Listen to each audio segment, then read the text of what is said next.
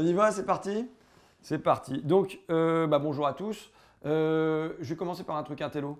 On a reçu il y a quelque temps un gars qui s'appelle Pierre Vesperini, qui est donc helléniste, latiniste, enfin bref, les langues anciennes, une grosse tête, qui m'avait remis un bouquin sur Marc Aurèle. Je suis là pour vous cultiver aussi, il ne faut pas déconner quand même. Et donc j'ai lu ce bouquin sur Marc Aurèle, et l'un des trucs qu'il dit, c'est que Marc Aurèle, il ne fait pas de la philosophie comme ça, mais en fait, il se donne tous les jours, il a des espèces de listes de mots qui se répètent pour se parler à lui-même et en fait se remettre en confiance quasiment tous les matins.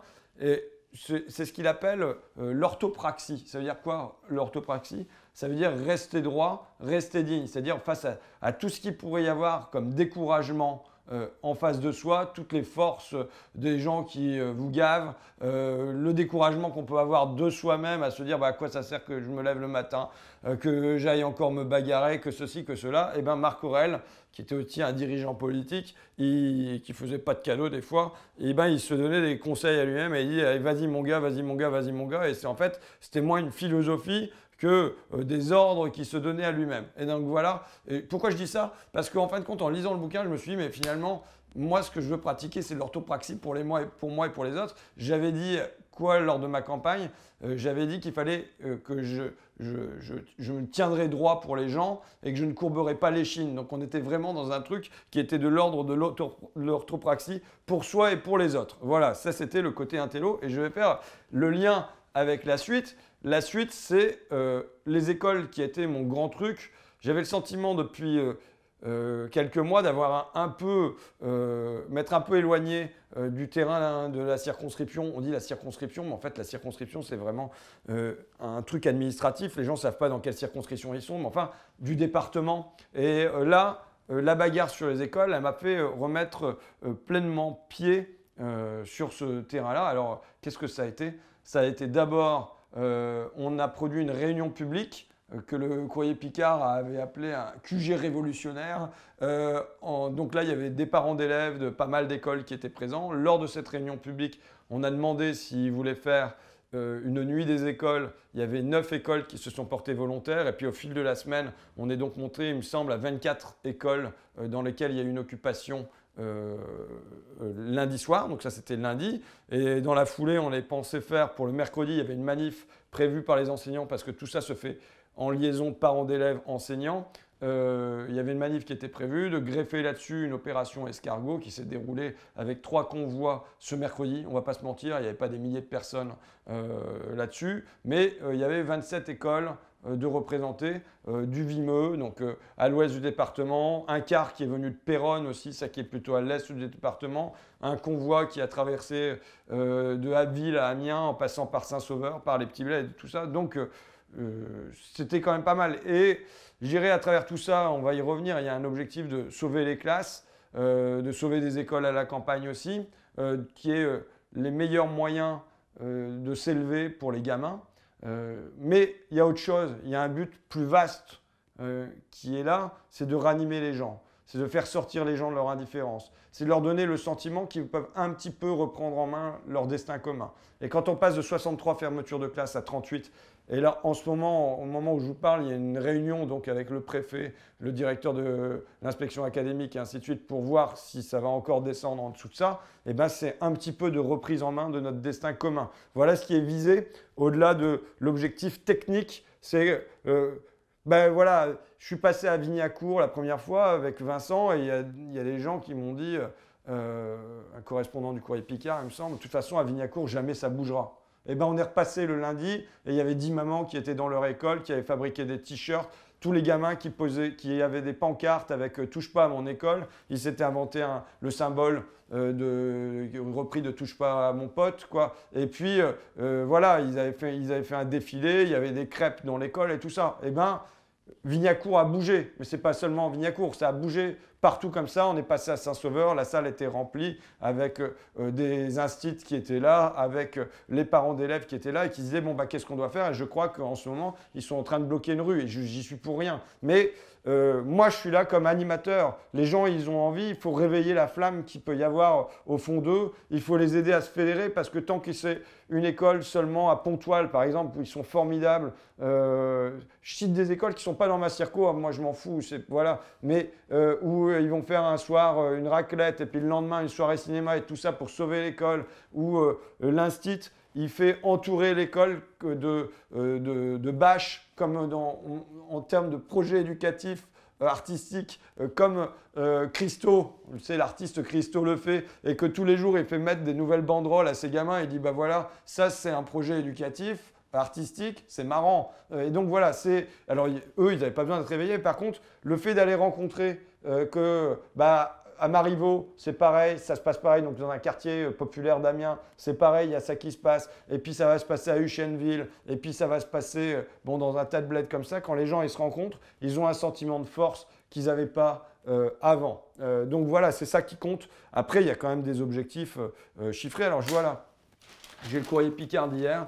Il y a Jean-Michel Blanquer, donc le ministre de l'Éducation nationale, qui donne une longue interview, quand même une double page. Alors, sans le dire, mais enfin, c'est quand même bien moi qui suis attaqué. On excite les gens sur les fermetures de classe, donc c'est bien à moi que ça s'adresse. Mais je dirais que au-delà de l'attaque, il faut prendre ça comme une fierté que le ministre de l'Éducation soit obligé de venir dans la Somme, de donner un entretien au quotidien régional du coin, parce que c'est ici que ça chauffe. Et moi, je suis très fier que ça soit ici que ça ait chauffé et que j'espère que ça va chauffer sur d'autres choses aussi, pas de manière systématique. Je reviendrai sur les objectifs. Mais voilà, on est un coin où les précédents députés, alors est-ce que j'en fais trop? Mais les précédents députés, qu'est-ce qu'ils ont fait? Ils ont signé pour la disparition de la région Picardie. Ils ont signé pour le fait que on n'a plus non seulement le conseil régional, mais qu'à la suite de ça, ce sont des tas d'institutions. Hein. Le district de foot, par exemple, qui n'est plus en Picardie, mais l'air de rien, ça pose des problèmes aux arbitres pour aller se former, aux petits clubs pour avoir des réponses et puis tout ça. Mais on a l'ARS, on a la Direct, on a la DREAL, on a la DRAC, tout ça qui a quitté la région. Ensuite, il y a des institutions privées qui s'y sont mis, comme la Caisse d'épargne, qui se sont rassemblées, qui ont réinstallé leur siège à Lille. Et ça, les élus du coin, jusqu'à maintenant, ils avaient voté pour le déshabillage de notre région. Eh bien oui, si c'est en faire trop que de refuser sagement d'être déshabillé de nos hôpitaux, de nos postes, de nos écoles, on va en faire beaucoup plus. Bon, maintenant, je dois bien... Même si je ne suis pas toujours à l'aise, parce que je suis quand même un peu le cul entre deux chaises. Je veux dire, c'est rare qu'on ait eu un élu avec l'écharpe tricolore et tout ça qui mène une opération escargot sur la rocade d'Amiens. C'est un truc, oui, une espèce d'agitateur député. Je vais rencontrer le secrétaire général de l'inspection académique avec un truc assez militant. C'est pas toujours confortable. Mais je suis plutôt fier du rôle que je joue en l'occurrence. Bon, alors maintenant pour venir sur le fond du dossier, nous, j'ai jamais dit zéro fermeture de classe sur le département de la Somme. Pourquoi? Parce que c'est un fait, 750 élèves en moins pour des raisons démographiques. Donc on ne va pas dire que dans ce cas-là, il n'y a rien qui doit se produire derrière. Mais si on met ça en proportion, ça voudrait dire j'estime qu'entre 25 et 30 fermetures de classe serait quelque chose d'acceptable et c'est l'objectif qu'on a fixé depuis le début. Un autre objectif qui se dessine et finalement quand j'entends le secrétaire général de l'académie parler, c'est qu'il ne devrait pas y avoir de classe au-delà de 25 élèves. Parce que, par exemple, il dit, on peut réussir dans des classes à 17, 18, 19 et même 25 élèves. S'il dit même 25 élèves, c'est qu'il considère qu'il y a quelque part une limite à ne pas dépasser. Or, quand on regarde les statistiques, pourquoi? Parce que comme il y a une mesure qui a été décidée d'en haut de faire des CPE, CE1 dédoublés dans les classes de REP et grosso modo à moyens plus ou moins constants, il faut aller gratter ailleurs. Et moi, je trouve que c'est une bonne mesure, hein, le dédoublement des classes de CP, CE1, et je serais même pour son extension ailleurs que dans les REP. Mais il faut aller gratter ailleurs. Donc, on va aller gratter sur des fermetures d'écoles, on va les gratter sur les décharges des directeurs de REP, alors même qu'ils ont déjà perdu les contrats aidés qui les aidaient pour tout ce qui était travail administratif. On va les gratter sur le démantèlement du dispositif qui pourtant semblait marcher, je ne suis pas un spécialiste de l'éducation, mais semblait marcher, qui était plus de maîtres que de classes. Donc voilà, on va gratter sur différents trucs et on va gratter aussi sur les collèges, parce que là, les collèges, ils sont tapés sévèrement. Mais je regarde les moyennes là. On a donc des tableaux avec qu'est-ce que ça donnera à la rentrée dans les différentes classes. Ben, il y a plein d'écoles qui sont en moyenne 25,73 élèves par classe. Ça, c'est école de Beauvais. En dessous, Dreuil, 26,67. Je crois qu'ils ont été sortis du dispositif. Quai, 25,5. On a Sailly-Flibeaucourt, 25,40. Wagnaru, 25,67. Bon, il y en a plein qui sont déjà au-dessus de 25 en moyenne. Quand on te dit en moyenne, ça veut dire que tu en as qui vont être à 23, 24, et puis tu en as qui vont être à 26, 27. Bon, là j'ai passé à Saint-Sauveur, et il va y avoir 26 élèves dans une classe qui regroupe CP, CE1 à la rentrée. Je veux dire, comment les gens pourraient comprendre en termes d'équité que d'un côté l'éducation nationale dise que pour bien apprendre en classe de CP, CE1, il faut être dans des classes de 13, 14, et puis que de l'autre côté, on peut te mettre un mélange de deux niveaux à 26 élèves. Je pense que ce n'est pas compréhensible, ce n'est pas cohérent. Donc voilà, il s'agit de se bagarrer pour faire reconnaître un espèce de seuil, pas de classe de primaire au-dessus de 25 élèves. Donc voilà un peu le principe qui nous guide dans cette bagarre. Et puis avec un truc que je raconte toujours qui est le Perischool Project. Je ne sais pas si tu connais, ça te dit rien? Perischool Project, c'est une étude qui a été menée dans les années 60 aux États-Unis. Il me semble que c'est à Chicago, donc dans un ghetto noir américain, quelque chose de bien costaud, quoi. Ils ont pris 100 gamins sur lesquels ils ont mis de forts moyens éducatifs. Et puis ils ont pris 100 gamins et sociaux, sur lesquels ils n'ont pas fait grand-chose de particulier. Et ils ont regardé, là, avec le temps, 20 ans, 30 ans plus tard, qu'étaient devenus les 100 gamins sur lesquels on avait investi et ceux sur lesquels on n'avait pas investi. Eh bien, on est aux États-Unis, donc d'un côté, un fort taux d'incarcération, des petits boulots, vivre du système social, enfin du maigre système social américain, enfin voilà, un malheur quoi, qui se ressent. Et de l'autre côté, une nettement plus grande réussite éducative, des formations, des qualifications, des métiers sans précarité. Voilà, vraiment un fossé entre les deux groupes, ce qui prouve que l'éducation est le plus rentable des investissements. Voilà, ce qui nous guide, et particulièrement dans les premières années de la vie. Donc, c'est pour ça que sur le fond, moi, je suis favorable à la mesure de dédoublement des classes de CP, CE1, mais ça ne peut pas se faire, la formule est maintenant connue, mais en déshabillant Paul pour habiller Jacques, quoi, voilà. Donc, voilà ce qui nous guide dans la bagarre, mais encore une fois, on n'est pas dans un truc maximaliste où on vient dire zéro fermeture de classe et tout ça. On discute et on estime que compte tenu de la démographie, il pourrait y avoir entre 25 et 30, on est arrivé à 38. Donc, la marge est peut-être plus très haute. Mais ce dont je suis fier, c'est sur le plan de l'âme. Il y a il y a des gens qui se sont remis dans une bataille, dans une reprise en main de leur destin, à travers ça, faisant des choses ensemble, se retrouvant, et ainsi de suite. Sinon, à l'Assemblée nationale, je suis dans un truc intéressant, parce que le reste, sur le plan intellectuel, je trouve ça assez vide en vérité. Il y a une mission qui est intéressante, c'est la mission foncier. La commission des affaires économiques, on entend les gens, on pose notre question de 2 minutes et tout ça, bon, on se chamaille, bon, voilà. Ça fait partie du jeu, quoi. Mais c'est la mission foncier. Alors, il y avait une réunion hier matin et on recevait des spécialistes. Il y en a un, c'est l'IDRI, je crois, mais je ne sais pas ce que ça veut dire. Et puis l'autre, c'est plus connu, c'est l'INRA. Vraiment quelque chose de très intéressant là sur l'artificialisation des sols. Avec Dominique Potier, donc, qui est le co-rapporteur socialiste de la mission.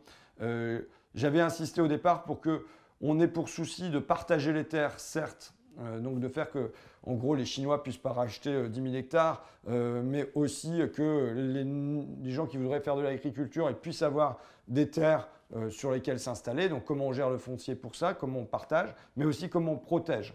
Moi, ce qui me marque, c'est, tu vois, il y a Goodyear qui a fermé.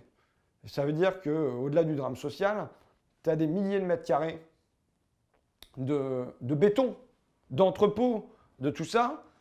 Tu as Amazon qui vient s'installer.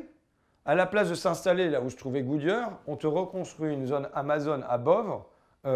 Pareil, des milliers de mètres carrés de trucs logistiques. Et à côté, c'est pareil, tu as énormément de trucs dans ce coin-là. Et ce sont quoi comme terre? Mais c'est de l'or, cette terre qu'on a chez nous, quoi, dans notre Picardie. Quand on lit Le Tour de France par deux enfants, donc, qui est le bouquin avec lequel les gamins ont appris à lire pendant toute la Troisième République, notre région, elle est considérée comme le grenier à blé de la France. Donc c'est pas rien. Quand on bousille des terres ici, c'est terminé. Et tu vois, par exemple, moi, je prends mes vacances tous les ans en Ardèche. Je suis comme un chien, je vais toujours pisser au même endroit. Et quand tu vas en Ardèche, tu vois, c'est toute la vallée. Donc là où il y a de l'irrigation, là où il y a des bonnes terres, qui est bouffée par les habitations, mais surtout aussi par les entrepôts tous azimuts. Et en revanche, quand tu vas dans les montagnes, là où il y a des gens qui certes se sont crevés le derrière pendant des siècles pour faire des murets et essayer de cultiver ce truc incultivable, ils y sont parvenus, mais enfin c'est quand même très très dur à cultiver, bah là les terres sont abandonnées et ça donne juste des conifères tous azimuts et des taillis. Donc, et on a un bétonnage des meilleures terres aussi en Ardèche, où je me souviens à Villeneuve-sur-Isère, je crois, j'étais allé voir un producteur d'abricots. Donc voilà, comment on fait pour que on n'ait pas nos meilleures terres dans notre pays qui soient bouffées par des entrepôts. Il y a eu toute une discussion autour de ça. Ce qui en ressort sur le plan du diagnostic, c'est que c'est un vrai problème. Pourquoi? Parce que c'est pas vrai que c'est réversible. Une fois que tu as bétonné, tu ne peux plus revenir en marche arrière, c'est terminé.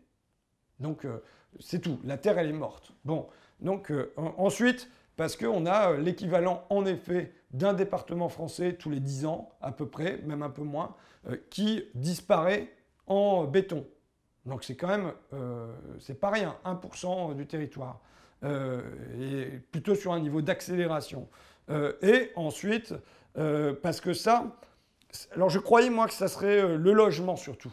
Mais s'il apparaît que ce n'est pas le logement. C'est que c'est vachement les zones commerciales, les pôles logistiques et tous les parkings qui y sont liés. Parce que comme c'est à l'extérieur de la ville, et ben à chaque fois, il faut construire des parkings, de la voirie et tout ça. Et c'est ça qui bouffe vachement du territoire. J'ai des stats là, hein, à peu près sur l'Île-de-France. Alors c'est un territoire particulier, mais on a 24%, c'est pas du logement, c'est des zones d'activité économique. 22%, c'est des parkings.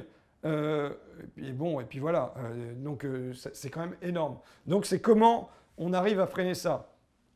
Alors là, la mission est pleine de bonne volonté, avec des idées. Hein. Par exemple, j'ai noté, moi, qu'en Suisse, il y avait une limitation du taux de résidence secondaire. C'est intéressant. Pour que pas, tout le monde ne puisse pas avoir autant de maisons, qu'elles soient bien habitées et tout ça, qu'il faudrait une politique de soutien au logement qui veille à ne pas aller bouffer de la terre partout. Mais maintenant, je crains que cette bonne volonté de cette mission foncière, et j'entendais encore Macron ce matin qui disait qu'il fallait protéger les terres agricoles, ne se heurte à la volonté de libérer les énergies, de libérer la croissance, de libérer l'activité, tous azimuts. Et on va bien le voir très vite, puisque là, il y a un projet de loi logement. On va voir si à l'intérieur du projet de loi logement, il est tenu compte du fait qu'il ne faille pas trop bouffer de notre bonne terre. Voilà. Donc ça, c'est sur le plan écologique, tout ça. Mais j'essaye d'être attentif aussi à ça. Et puis, la question, c'est comment on fait pour quand on construit quelque chose, mais ça, c'est vrai pour toute l'économie, comment on fait quand il y a une activité économique pour y intégrer tous les effets externes. Donc tout ce qui est pollution, pour tout ce qui est dégâts pour la perméabilité des sols et tout ça. Donc, mais ça suppose d'imposer davantage de contraintes aux entreprises et donc de ne plus être compétitif. Bon, on se relance sur tout un long débat. Donc voilà un peu l'activité de la semaine. Bon, sinon, j'ai une idée là en tête. Ouais, non, on va dire un truc. Ça va bientôt être les 1 an de Macron à l'Élysée, tu vois. Moi, je vois des gens qui sont pas contents. Tiens, je me suis fait alpaguer à la boulangerie tout à l'heure par un vieux qui me dit « Moi, j'ai voté 2 fois Macron et même 2 fois et demi. » Je lui ai pas demandé ce que c'était le demi-fois supplémentaire, tu vois. Mais une procuration peut-être. peut-être, ouais. Et donc, bon, et il me dit, et je lui dis, bon, et alors vous êtes content? Comment ça, je suis content? La CSG, ma CSG, elle a augmenté de 50 € par mois et tout ça. Bon. Donc, j'entends beaucoup de mécontentement. Évidemment, il y a les EHPAD, il y a les hôpitaux. Là, il va y avoir le rail, il peut y avoir les écoles. Enfin, c'est un peu tous azimuts. Il y a tout ce qui s'est passé sur les prud'hommes, la loi travail. À un moment, il faut que les petits ruisseaux fassent les grandes rivières. Je pense que le 22 mars, il y a quand même une opportunité pour qu'on aille manifester tous. Moi, je propose aux parents d'élèves, je vais leur proposer d'y aller aussi le 22 mars, éventuellement. Mais voilà, pour que ça ne soit pas chacun dans son coin. C'est déjà ce qu'on a réussi sur les écoles en mettant enseignants et parents d'élèves ensemble. Et puis, mais voilà, la grande question aujourd'hui, c'est, et pour les 1 an de Macron, ça vaudrait peut-être le coup de lui faire une fête géante aussi. Donc voilà. Et sinon, bah voilà, écoute, on va s'arrêter là-dessus, sur la préparation de nos festivités. Et à la prochaine.